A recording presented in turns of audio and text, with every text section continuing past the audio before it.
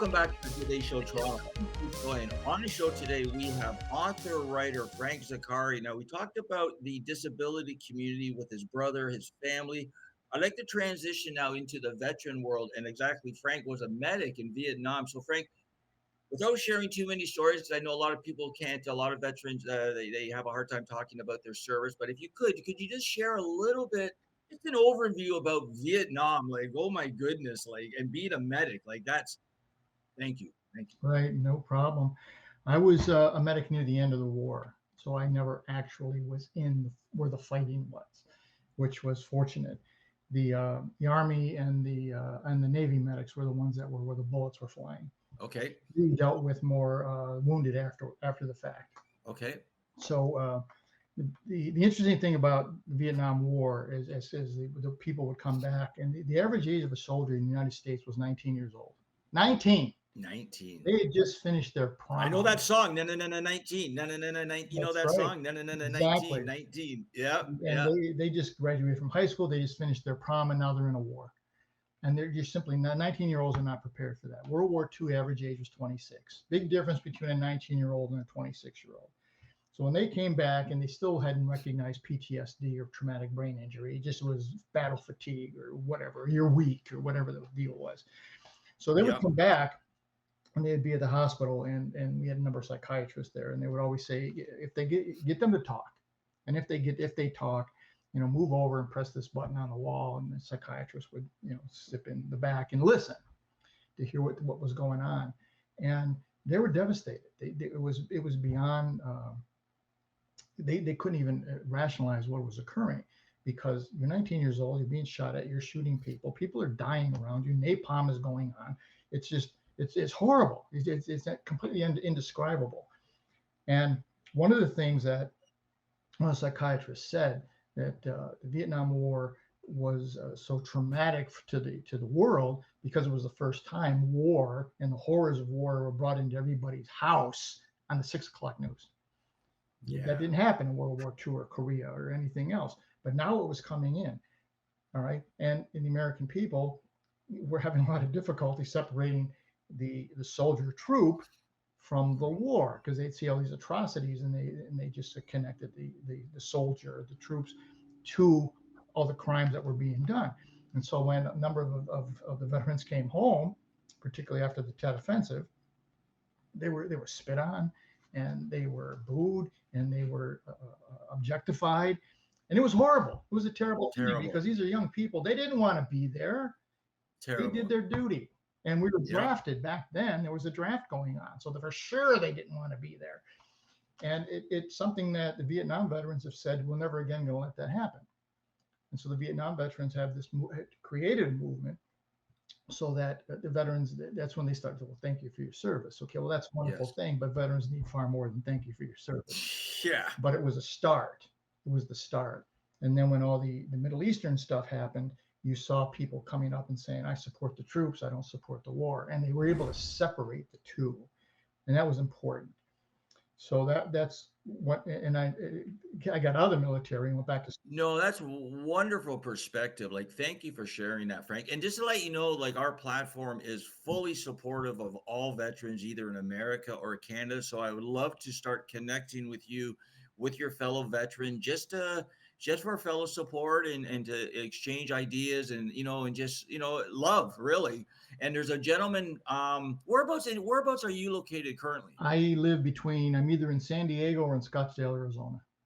Okay, because we have through our connections, we have property in Illinois, and what we're doing now is we're creating a veteran hub for U.S. soldiers, focused on preventing suicide, but also focused on the well-being of the veteran and their family. And the gentleman who runs it is a gentleman by the name of Brian. He's also a medic. He was also a medic. So I'm going to connect you afterwards in an email, just so you guys can meet each other and exchange ideas, and again, help your fellow veterans. So let's move forward and tell our viewers the name of the book that you donated to our fundraiser, which was very kind, and thank you for doing that. The Veterans book is something I wanted to do for a long time. I've written 9 books, and this was the 9th one. and it was we named it Business Secrets from the Battlefield to the Boardroom. And what I wanted to do was a collaboration with veterans, which was very difficult initially because veterans don't want to talk about it, and veterans, I Yeah. can't, my story's boring, and I can't Yeah. write, blah blah blah. So I created a series of questions and I sent it to a number of veterans, and I said, just answer these questions and we'll fine tune it from there. Now I was introduced to a group called the Houston Regional Veterans Chamber of Commerce, and this is a Wow. tremendous organization in the Houston area, and they focus on helping veterans in the transition, but helping them get into business and how to be a businessman and a businesswoman and how to build a business. And then they go to the other side, they go to the corporate side, and they say, this is why you need to hire veterans. So they pull the whole story together. So they were very generous. Dave Weaver is their founder, and they put up, I think, 14 or 15 of the 19 co-authors who wrote a chapter in the book. And it was just incredible. I said, what is it? Why did you go in the military? Tell us about your background. Why did you go in the military? What was your job? When you got out, what did you face? And how many questions is there? You said there's how many questions there? I sent them probably 10 or 11. What I'd like to do, I'm just thinking as you're speaking, but it's totally up to you. But I would love to maybe share some of those questions on our Facebook page for fellow veterans, because our Facebook page is quite active with veteran organizations. Mhm. And I would also like to connect you with the former Undersecretary of the Pentagon Treasury Department, who's also on our team when it comes to the business side of things, along with the RCTAA, which is America's, I believe, one of the biggest reserve components.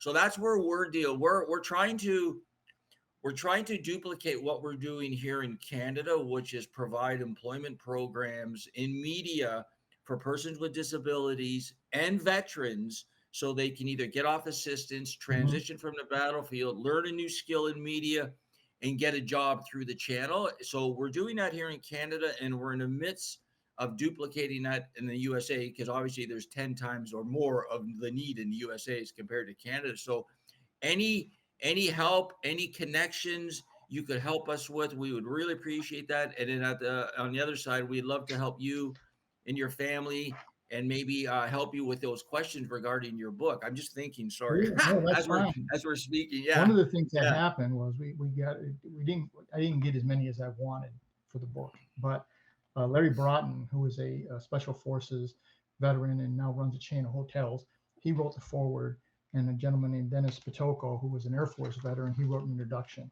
And so we broke the stories as they related to each other, right? And so 19 co-authors. The book went to #1, and it was just awarded just before Thanksgiving, uh, the finalist award for one of the best nonfiction self-help books from the Author's Zone, a national or an international award system. The idea there was, okay, veterans, tell us what happened, because we want other veterans to know, look, it's not the end of the world. You can do this. And in every single case, every single case, they got out. Thank you for your service. Okay, that's wonderful. I need a job. yeah, The job is, well, you don't have any experience here, you don't have experience with that, and so you're into basically an entry level job, and now you're angry because you're yeah, 23, 24, 25, however old you are now. You've spent 4 to 6 years serving your country. You had management responsibilities. You were in charge of millions of dollars of equipment and people's lives. And yeah, oh, you don't have any experience. So one of the things that we wanted to get across was, and get this out to the business community, is, look, if you're going to look at, let's take Houston as an example. The big brain school in Houston is Rice University, right? Major brain school. And I said, all right, talking to somebody in the oil gas industry, you got a graduate coming out of Rice, and you got a specialist, whatever, E4, 3 stripes, coming out of the military. All right, now let's talk about this. The who are you going to hire? And so you're yeah. going to hire the kid from Rice because he went to Rice. And they said, the kid from Rice is 22. The kid over here is 24. He's had to go to work every single day for 4 years. He's had to perform. He's going to be loyal to a fault. He's going to find ways around things. That's the way it's going to be. That's who you need to hire. This is great, Frank. You know what?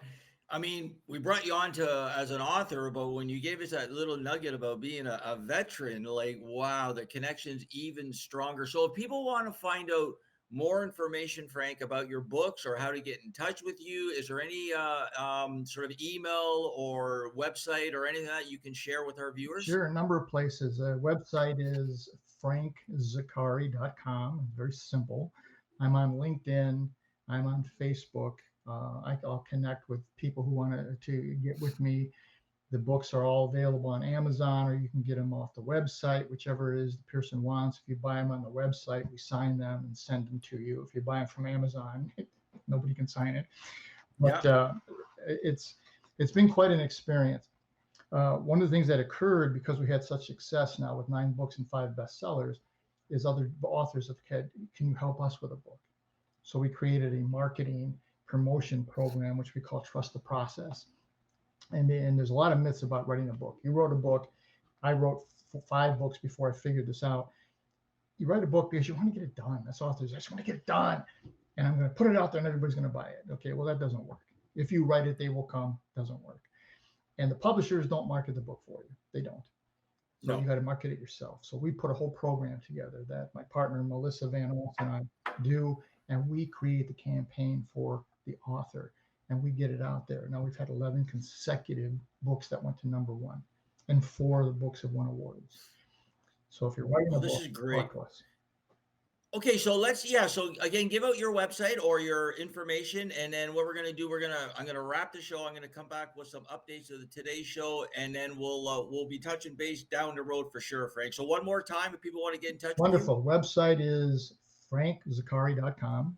Very simple. LinkedIn, I'm on LinkedIn, Frank Zacari. Yeah. I'm on Facebook is Frank Zacari. My email is frankzacari@gmail.com. I kept it simple because I forget passwords and things easily. That's great. No, I really appreciate it. Okay, so what we're going to do, let's take a quick break. I'm going to come back with Today's Show updates on the Disability Channel, what's going on. Stay tuned. We'll be right back.